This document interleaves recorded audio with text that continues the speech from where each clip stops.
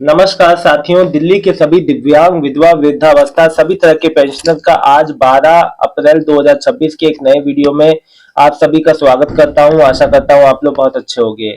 साथियों, आप सभी से मैं बता दूं कि देखिए, आप लोग के मन में जितने भी कंफ्यूजन होते हैं, सबसे पहले वो मेरी जो प्रायोरिटी रहती है कि आप लोग के मन का जो भी कंफ्यूजन है वो मैं खत्म करूं। इसलिए देखिए, आप लोग के जो सवाल थे उसको रिलेटेड आज मैं आप सभी के कंफ्यूजन को दूर करूंगा। और आज की वीडियो में मैं आपसे ज्यादा से ज्यादा जो कमेंट की अपेक्षा करूंगा उन लोगों से, या जो जिनका नवंबर दिसंबर 2024 वाले 80,000 वाले स्लॉट में अभी तक पैसा नहीं आया है, या जिनका माताओं बहनों का मार्च से पेंशन बंद है, जिनका सितंबर अक्टूबर नवंबर या 2025 से बंद है, या जिसका और लंबे समय से नहीं आ रहा है, उसको अपने कोई पेंशन का अपडेट ही नहीं पता, या उनका फरवरी मार्च 2026 से नहीं आ रहा है, या उनका दिव्यांग जो 6,000 वाला पेंशन है, या उनका जो नया वृद्धावस्था पेंशन जो जनवरी के फर्स्ट वीक में फॉर्म भरा गया वो पेंशन है या फैमिली बेनिफिट है। आप सभी लोग कमेंट जरूर करें ताकि एक प्रॉपर एक जानकारी हो कि कौन किसका कैसे पेमेंट आया है, किसका नहीं आया है।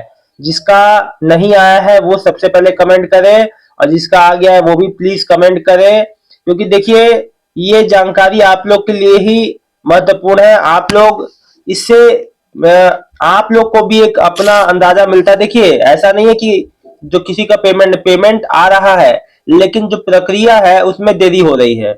अभी देखिए, मुझसे कई लोग पूछ रहे हैं पेंडिंग फॉर डिसीजन का मतलब क्या होता है। देखो, पेंडिंग फॉर डिसीजन और पेंडिंग फॉर असेसमेंट का मतलब है, पेंडिंग फॉर असेसमेंट मतलब अभी भी आपका जो आपने डॉक्यूमेंट लगाए थे, चीजें आपने दी हैं, उसकी जांच हो रही है। वो जांच की प्रक्रिया में प्रोसेस में अभी है, अभी उसी में उलझा हुआ है वो। पेंडिंग फॉर असेसमेंट मतलब कि अभी उसी में है।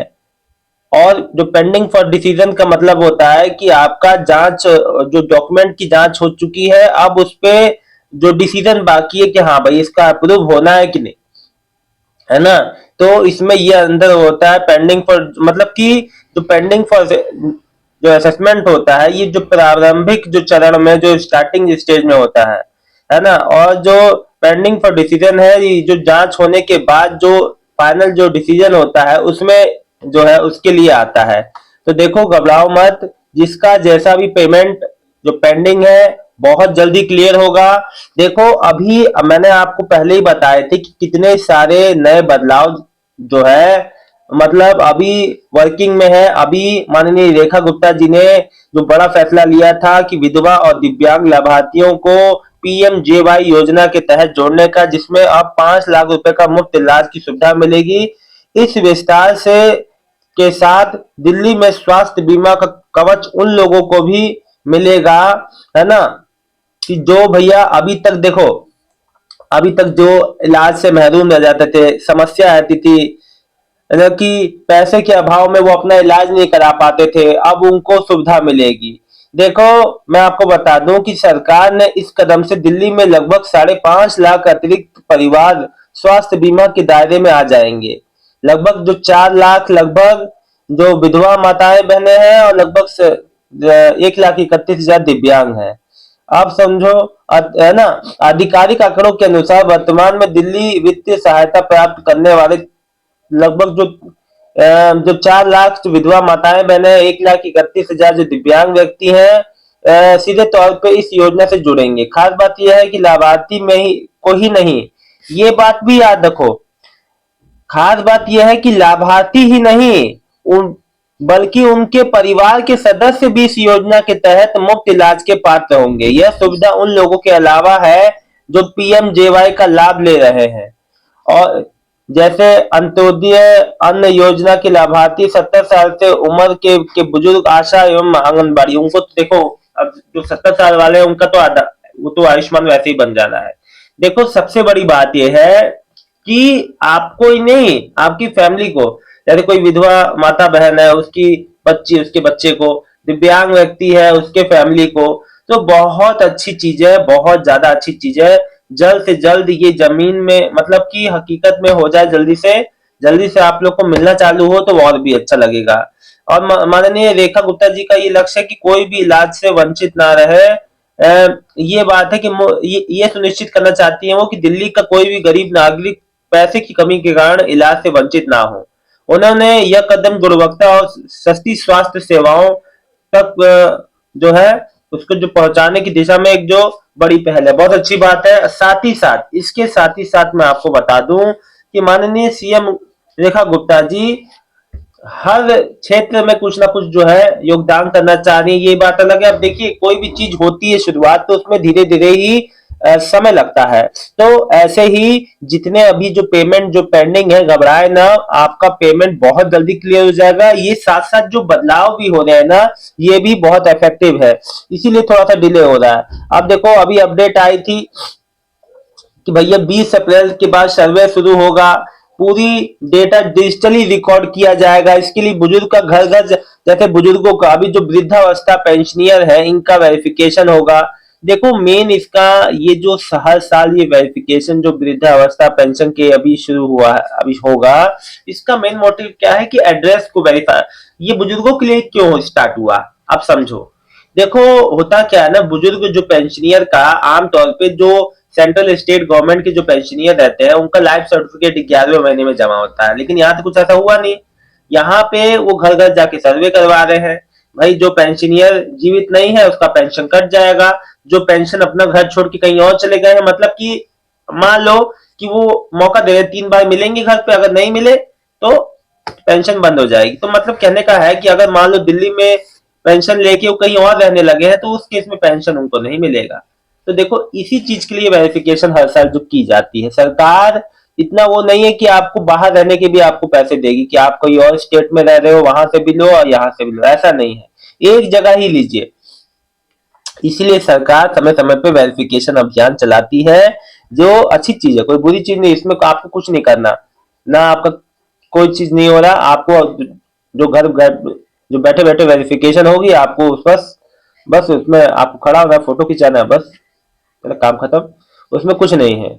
अब मेरे मुकेश कुमार जी लिखते हैं पेंडिंग फॉर डिसीजन शो हो रहा है 6000 वाले, इसके बारे में बोले हाय बेंचमार्क सपोर्ट वाले के बारे में। भाई देखो मुकेश कुमार जी, मैंने आपको पहले ही वीडियो की शुरुआत में बता दिया पेंडिंग फॉर डिसीजन, आपका काम लगभग, अब देखो आपका प्रोसेस लगभग आगे बढ़ चुका है। पेंडिंग फॉर डिसीजन मतलब आपके डॉक्यूमेंट की जांच हो गई है, अब जो है डिसीजन लिया जाएगा कि आप, अब देखो ये जो 6000 वाला दिव्यांग पेंशन है उनके लिए यही प्रोसेस सबसे मेन है, क्योंकि इस जो डिसीजन लेने में ही 1 से 2 महीने का समय लग सकता है। क्योंकि पहले जब एडवाइजरी आई थी उसमें कहा गया था कि 2 महीने का समय में अप्रूवल मिलेगा कि भैया डिसीजन लिया जाएगा कि आपका दिव्यांगता उस लायक है या नहीं, हाई सपोर्ट नीड कैटेगरी के लायक है या नहीं भैया, है ना। तो घबराए ना, समय के हिसाब से आपका क्लियर हो जाएगा। अगर आपका जो दिव्यांगता उस लेवल का है ना, उसी कंडीशन पे आपको 6000 रुपए अतिरिक्त मिलेगा, नहीं तो नहीं। कांति देवी जी, भैया जी नमस्ते, मैं दिल्ली से कांति देवी हूँ, मेरी विधवा पेंशन है, मेरी अभी तक मेरी अब की बार आ जाएगी पक्का बताइए। देखिए आपसे तो खुद ही कार्यालय वाले लोगों ने कहा था कि हर महीने आपका पहले जो कहा गया कि दिवाली में आएगी, इन बहन ने मुझे खुद बताया कि हर, फिर इनसे कहा गया जनवरी में आएगी, फिर कहा गया मार्च में आई, लेकिन अभी तक आई। लेकिन मैं आपको बता दूं बहन, देखो आप यहाँ पे अकेली नहीं हो, कई ऐसी माताएं बहनें हैं जिनका सब कुछ सही है फिर भी पेमेंट नहीं आ रहा है 1 साल से। तो आपको परेशान नहीं होना है, आपका निस्तारण मतलब कि पेमेंट का भुगतान बहुत जल्दी हो जाएगा। जितनी पेंडिंग वाली विधवा माताएं बहनें हैं उनका भी पेमेंट इस महीने की 20 से 24 से लेके उम्मीद है आ सकता है। आएगा तो जरूर कमेंट करके बताइएगा। नवीन कुमार, साउथ दिल्ली में भी आज 11 अप्रैल तक नहीं आई, भैया छुट्टी वाला दिन है, सेकंड सैटरडे, आज फिर संडे। फिर लिख रहे हैं मेरे भाई एक और हिमांशु जो कश्यप, दिसंबर फरवरी या मार्च अप्रैल का पेंशन अभी तक नहीं आया है, विकलांग पेंशन सर क्या सैटरडे को भी आया है विकलांग पेंशन? कुछ लोग को तो आया है। देखो भाई मैं आपको बता दूं आया होगा, इन केस होता क्या है ना, जो पेंशन पेमेंट है, अब देखो छुट्टी वाले दिन है आज, तो अधिकतर जो मान लीजिए कि महीने की शुरुआत हो, मंडे हो, उन केस या तो जो वीकेंड हो उसमें नहीं आता है। अभी जैसे कल जो है सेकंड सैटरडे था, फिर आज संडे है, फिर मंडे कल है, फिर उसके बाद जो बैसाखी है फिर भी जो छुट्टी वाला दिन है। तो पेमेंट अभी जो कल के बाद से फिर आना चालू होगा, ठीक है ना, तो उसमें परेशान होने वाली कोई बात ही नहीं, पेमेंट लगातार ही आ रहा है, ठीक है ना। निशा चौधरी जी, सर विधवा पेंशन कब तक आ जाएगी बता दो, मैंने कमेंट किया है, आप जवाब नहीं देते। निशा चौधरी जी, देखिए विधवा पेंशन हफ्ते भर से 10 दिन में आना चालू हो सकता है। विधवा पेंशन आपको जैसे कि पता है कि हमेशा लेट आता है, तो इस बार भी लेट आएगा, है ना। तो विधवा पेंशन वालों को भी कोई अभी समस्या नहीं होने वाली। पेमेंट हर बार की तरह इस बार भी थोड़ा हफ्ते भर, मतलब कि महीने के थर्ड से फोर्थ वीक में आता है, तो वही आएगा। अभी तो घबराए ना, अभी समय है, हफ्ते भर रुक जाए, आ जाएगा। ममता गुप्ता जी, दिल्ली में नई कब से चालू होगी? नई वृद्धावस्था पेंशन देखिए 36,000 जो फॉर्म बाकी है वो भी बहुत जल्दी जो सरकार, अभी ये वाले फॉर्म जो है इनका जो पहले निस्तारण हो जाए, फिर 1-2 महीने हो सकते 3 महीने में ये चालू हो। हरप्रीत कौर, जिनकी ओल्ड एज पेंशन पिछले मंथ 4,000 आई है, उनकी इस महीने नहीं आएगी? नहीं आएगी, 2 महीने आ गई, अब कितनी आएगी? नहीं जी। सचिन जी, जी देखिए जो जैसा है उसको वैसा लगने दीजिए सचिन जी, कोई नहीं, आप सही रहिए। देखिए एक बात आप सभी से कहता हूँ, जितने भी, या आप चाहे फैमिली बेनिफिट वाले हों, आप चाहे 1 महीना, 2 महीना, 6 महीना, 9 महीने से कई कई दिव्यांग भाई बहनों का पेमेंट नहीं आया। देखो, अगर आपका एक समय से पेमेंट नहीं आ रहा तो आप अपने नजदीकी कार्यालय जाया करो, वहां पे अपना स्टेटस पूछा करो क्यों नहीं आया, कारण जाना करो। आपका कोई पेंशन योजना में पेमेंट अगर आपका कोई रिजेक्ट होता है, आपको मैं ये तरीका बता दे रहा हूं, तो आपको सबसे पहले ये पूछना है रिजेक्ट क्यों हुआ, कारण क्या है। आप अपनी चीजों को लेके एक्टिव रहोगे तभी अगला बंदा भी आपकी मदद करेगा। आप एकदम चुप पड़ जाओगे, आप अपनी चीजों के प्रति जागरूक नहीं रहोगे, तो अगला बंदा क्या करेगा? अगले को तो मतलब ही नहीं है आपसे। आप अपनी चीजों के प्रति कब जागरूक होगे, मैं तो ये जानना चाहता हूं। तो जागरूक बनिए, पूछिए, जांचिए, समझिए, ठीक है ना। मैं यही जागरूकता आप लोग में भरना चाहता हूँ कि आप लोग एक्टिव रहे। कोई बात है, आज मुझे सबसे ज्यादा आप लोग की कमेंट चाहिए, जिसका नहीं आया 12 तारीख तक सुबह तक अभी, है ना।